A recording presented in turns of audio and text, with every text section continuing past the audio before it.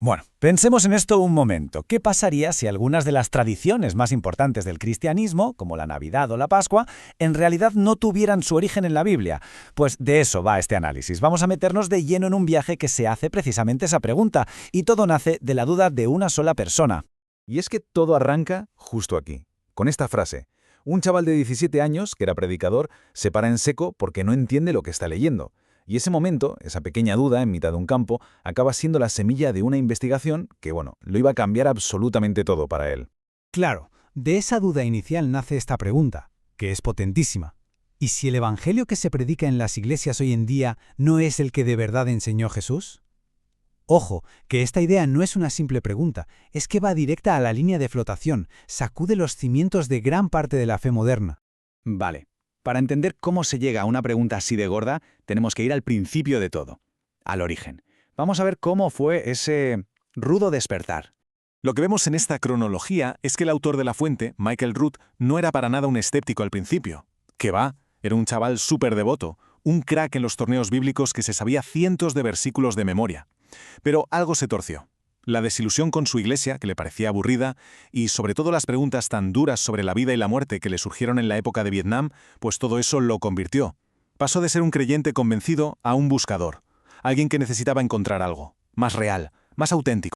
Y esa búsqueda de autenticidad le lleva a un sitio de lo más inesperado. Y polémico, claro.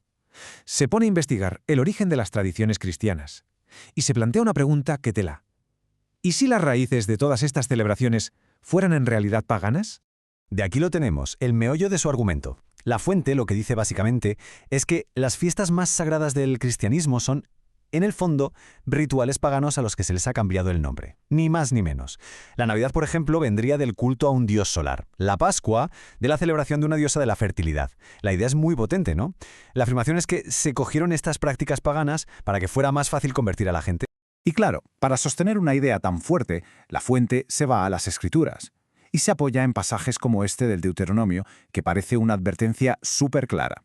Ojo con copiar las prácticas religiosas de otras naciones.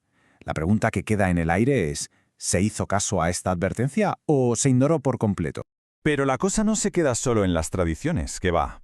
El cuestionamiento va mucho más allá. Se mete directamente en el corazón del cristianismo, en la que, según esta fuente, fue la única prueba, la única señal que Jesús dio para demostrar quién era. Y esto es importantísimo. Es un punto clave. Según este enfoque, Jesús no dijo, creed en mí por todos estos milagros. No. Lo apostó todo a una sola carta, a una única señal que serviría como prueba definitiva e irrefutable de que Él era el Mesías. Y aquí es donde, según la fuente, la cosa choca de frente. Por un lado, tenemos la profecía, 3 días y 3 noches, contado. Y por otro, la historia que casi todo el mundo conoce, crucifixión el viernes por la tarde, resurrección el domingo por la mañana. Y es que si hacemos las cuentas, pues no salen. Las matemáticas son las que son. Entonces, claro, la pregunta cae por su propio peso. Y es una pregunta que, según la fuente, es demoledora para la tradición. A ver, ¿cómo metemos 3 días y 3 noches enteritos en ese trozo de tiempo? Es que no cabe.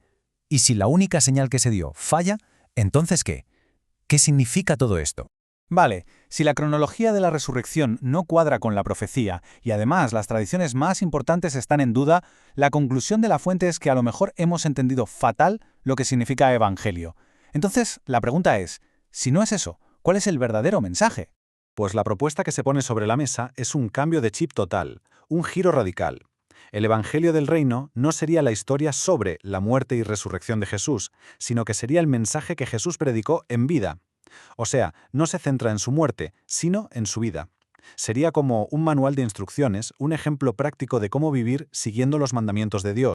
Claro, para que todo esto se sostenga, para que ese manual de vida sea válido, Jesús tenía que ser un profeta auténtico, según los propios estándares de las escrituras hebreas. Y la prueba de fuego, según el Deuteronomio, no eran solo los milagros. La clave era si el profeta te decía, oye, vamos a seguir a otros dioses.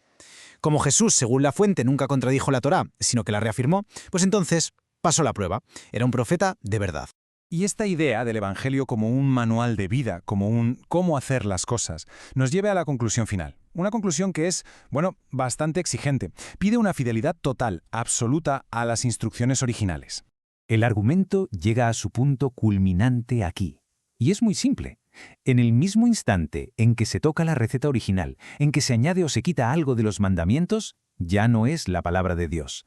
Se convierte en otra cosa, en una religión de hombres, una creación humana. Por lo tanto, si seguimos esta línea de pensamiento, las últimas instrucciones de Jesús no fueron, venga, cread una nueva religión basada en mi muerte. No, sería más bien, id y enseñad a todo el mundo a vivir como os he enseñado yo. El objetivo sería replicar una forma de vida, un comportamiento, no simplemente contar una historia. Y con esto llegamos a la pregunta final, una de esas preguntas que se quedan resonando en la cabeza un buen rato. Si le quitamos al cristianismo todos los siglos de tradiciones humanas, todas las capas que se han ido añadiendo, ¿qué es lo que queda al final? ¿Qué hay en el núcleo?